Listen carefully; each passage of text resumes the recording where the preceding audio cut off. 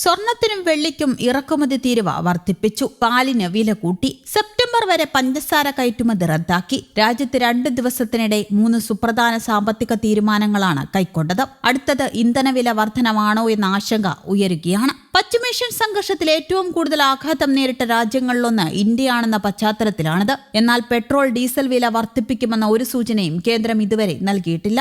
രാജ്യത്ത് ഇന്ധനശേഖരമുണ്ടെന്നും ആശങ്കപ്പെടേണ്ട സാഹചര്യമില്ലെന്നുമാണ് പെട്രോളിയം മന്ത്രി ഹർദീപ് സിംഗ് പുരി വ്യക്തമാക്കിയത്. എന്നാൽ പ്രധാനമന്ത്രി നരേന്ദ്രമോദിയുടെ ഇന്ധന ചെലവ് കുറയ്ക്കാനുള്ള ആഹ്വാനം ഒരു പുതിയ തുടക്കമായി കാണാമെന്നും അദ്ദേഹം കൂട്ടിച്ചേർത്തു. 75 ദിവസമായി യുദ്ധം തുടരുകയാണ്. എന്നാൽ 4 വർഷത്തിനിടെ രാജ്യത്ത് ഇന്ധനവില വർദ്ധിപ്പിച്ചിട്ടില്ല. തെരഞ്ഞെടുപ്പ് കഴിഞ്ഞതിനാൽ വില കൂട്ടുമെന്നാണ് ആളുകൾ പറയുന്നത്. വില ഉയരില്ല എന്നല്ല പറയുന്നത്. പക്ഷേ വില വർധനവും തെരഞ്ഞെടുപ്പും തമ്മിൽ ബന്ധമില്ല എന്നും ഹർദീപ് സിംഗ് പുരി പറഞ്ഞു. സ്വർണത്തിന്റെയും വെള്ളിയുടെയും ഇറക്കുമതി തീരുവ 15% ഉയർത്തിയതാണ് കേന്ദ്ര സർക്കാരിന്റെ ആദ്യ പ്രധാന നീക്കം. പശ്ചിമേഷ്യൻ പ്രതിസന്ധി കാരണം അസംസ്കൃത എണ്ണവില കുതിച്ചുയർന്നതിനാൽ അത്യാവശ്യമല്ലാത്ത ഇറക്കുമതികൾ നിരുത്സാഹപ്പെടുത്തുക, വിദേശ നാണയ കരുതൽ ശേഖരത്തിലുള്ള സമ്മർദ്ദം കുറയ്ക്കുക, വർദ്ധിച്ചുവരുന്ന വ്യാപാര കമ്മി നിയന്ത്രിക്കുക എന്നിവയാണ് ലക്ഷ്യമെന്നാണ് സർക്കാർ വൃത്തങ്ങൾ അറിയിച്ചത്. അസംസ്കൃത എണ്ണ കൂടുതലും ഇന്ത്യ ഇറക്കുമതി ചെയ്യുന്നവയാണ്. എണ്ണവില വർധനവ് രാജ്യത്തിന്റെ ഇറക്കുമതി ബില്ലിനെയും രൂപയും നേരിട്ട് ബാധിക്കുന്നു. വിദേശ സാമ്പത്തിക സമ്മർദ്ദ നയങ്ങളിൽ വിദേശ നാണയത്തിൽ ലാഭം നേടുന്നതിനും ഊർജ്ജം പോലുള്ള അവശ്യ ഇറക്കുമതികൾക്ക്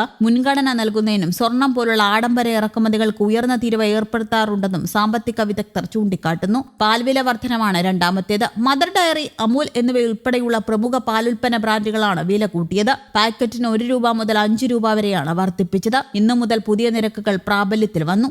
ആഗോളതലത്തിൽ ഇന്ധനവില ഉയരുന്നത് ദൈനംദിന അവശ്യവസ്തുക്കളെയും സ്വാധീനിക്കാൻ തുടങ്ങിയതായി വ്യവസായ വിദഗ്ധരും അഭിപ്രായപ്പെടുന്നു. പഞ്ചസാര കയറ്റുമതി താൽക്കാലികമായി നിർത്തലാക്കാനുള്ള 3ാമത്തെ സുപ്രധാന തീരുമാനം ആഭ്യന്തര വിതരണങ്ങൾ സംരക്ഷിക്കുന്നതിനും പണപ്പെരുപ്പം നിയന്ത്രിക്കുന്നതിനും ഷിപ്പിംഗ് റൂട്ടുകളിലെ തടസ്സങ്ങൾ ഒഴിവാക്കുന്നതിനും വർദ്ധിച്ചുവരുന്ന ചരക്കു ചെലവുകൾ നിയന്ത്രിക്കുന്നതിനുമാണെന്ന് അധികൃതർ വ്യക്തമാക്കുന്നു. ഉപഭോക്താക്കൾക്കും ഭക്ഷ്യനിർമ്മാതാക്കൾക്കും ഒരു സംരക്ഷണ നടപടിയാണ് കയറ്റുമതി നിരോധനം ഏർപ്പെടുത്തുന്നത്. വിഭവങ്ങൾ സംരക്ഷിക്കുന്നതിലും പണപ്പെരുപ്പം നിയന്ത്രിക്കുന്നതിലും ദീർഘകാല ആഗോള അനിശ്ചിതത്വത്തിന് തയ്യാറെടുക്കുന്നതിലും ശ്രദ്ധ കേന്ദ്രീകരിച്ചുള്ള സർക്കാർ തന്ത്രത്തെയാണ് ഈ 3 സുപ്രധാന തീരുമാനങ്ങളും പ്രതിഫലിപ്പിക്കുന്നത് എന്ന് വിശകലന വിദഗ്ധർ ചൂണ്ടിക്കാട്ടുന്നു. അസംസ്കൃത എണ്ണ ലഭ്യതയിലാണ് ഏറ്റവും വലിയ ആശങ്ക ഉയർന്നത്. അസംസ്കൃത എണ്ണ ആവശ്യകതയുടെ 85%-ലധികവും ഇന്ത്യ ഇറക്കുമതി ചെയ്യുന്നവയാണ്. ഹോർമുസ് കടലിടുക്കിലെ പ്രതിസന്ധി ഇറക്കുമതിയെ പ്രതികൂലമായി ബാധിച്ചിരിക്കുകയാണ്. ചില്ലറ ഇന്ധനവില ഇതുവരെ ഉയർത്തിയിട്ടില്ലെങ്കിലും അന്താരാഷ്ട്ര ക്രൂഡ് ഓയിൽ വിലയിലെ വർധനയും ഷിപ്പിംഗ് ചിലവിലെ വർധനവും കാരണം എണ്ണ വിപണന കമ്പനികൾ കനത്ത സമ്മർദ്ദം നേരിടുന്നതായി റിപ്പോർട്ടുണ്ട്.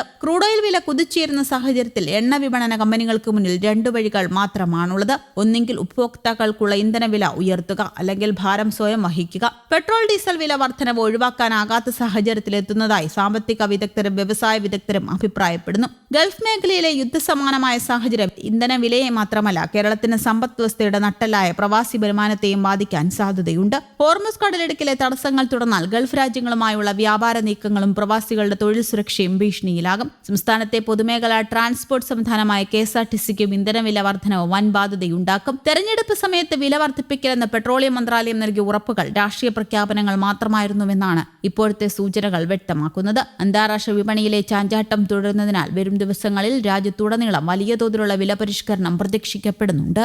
News desk, Kerala Kaumudi.